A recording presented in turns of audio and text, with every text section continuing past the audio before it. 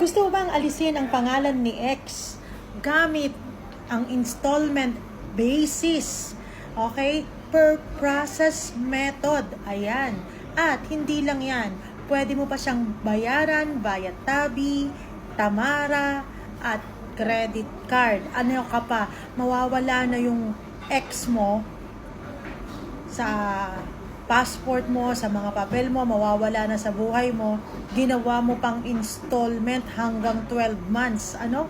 Tapos, kami pa ang mag-a-annotate ayon sa nais ninyo. Kaya, pagdating dito sa ibang bansa o nasaan man kayong bansa, ay talagang dalaga na kayo. So, kung gusto nyong alisin ang pangalan ni X ng legal at totoo, ay maaari po kayong pumunta dito sa Yes Pinoy Pro.